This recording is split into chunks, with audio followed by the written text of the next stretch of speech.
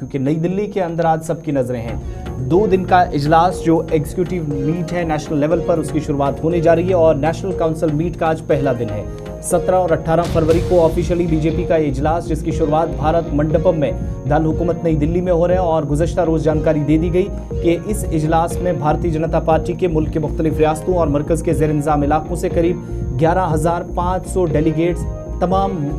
रियासतों और यूटीज से नई दिल्ली पहुंचेंगे। आज पहला दिन है। वहीं बीजेपी हेडक्वार्टर नई दिल्ली में गुज़श्ता रोज प्रेस ब्रीफिंग में भी इस बात की तस्दीक की गई कि आइंदा 24 घंटों में क्या कुछ नई दिल्ली यूटी के अंदर होने वाला है। दूसरी बात आप ये भी देखेंगे कि इनके साथ ही भारतीय जनता पार्टी ने मुकम्मल तौर पर इंतखाबात के लिए जम्मू कश्मीर के अंदर और मुल्क के बाकी हिस्सों में जो बार बार हम कह रहे हैं कि कमर कस ली है, वो सीधे तौर पर इस इजलास से आपको तैयारियां नजर आएंगी। खास बात इसमें यह भी है कि बीजेपी का जब आप नेशनल काउंसिल मीट होगी तो जम्मू कश्मीर से भी डॉक्टर रक्षा अंद्राबी, पार्टी सरबराह रविंद्र रैना के जाने की खबर है और खबर है कि दीगर लीडरान जो नेशनल लेवल पर एग्जीक्यूटिव काउंसिल का हिस्सा हैं, वो पिछले साल की तरह इस बार भी पार्टी की जो वाज़ेह हिकमत अमली है उस पर मुफस्सिल रोशनी डालेंगे। जम्मू कश्मीर के ताल्लुक से भी गुफ्तगू होगी, मुल्क के बाकी हिस्सों में जहां पर पार्टी अपनी जनाधार या दायरा बढ़ाने पर मुसलसल काम कर रही है। और आज जब पार्टी तकरीबन 11:30 के आसपास भारत मंडपम में लीडरान जमा होना शुरू करेंगे, वहीं खबर यह भी है कि कल वज़ीर आज़म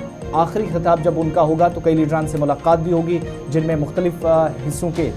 जो इंचार्ज होंगे, जनरल सेक्रेटरीज होंगे, सुदूर होंगे रियासतों और यूटीज़ के, और पार्टी के जनरल सेक्रेटरीज जो इस इजलास का हिस्सा होंगे। 11,500 डेलीगेट्स जो नेशनल काउंसिल मीट का भी हिस्सा है और इसके अलावा भी इस बार दरवाजे ओपन किए गए हैं कि वो भी आकर बैठ सकते हैं। इस प्लान और स्ट्रेटजी का एक हिस्सा जो है वो बीजेपी ने तमाम लोगों को शामिल किया है जो यूनियन टेरिटरीज से और स्टेट्स के अंदर पार्टी को मजबूत बनाने का काम कर रहे हैं। बीजेपी के इस इजलास से क्या निकलेगा, क्या कुछ बड़े फैसले आने का होने की उम्मीद है, क्योंकि इसके बाद आप देखेंगे जब अगला पड़ाव होगा, रुख होगा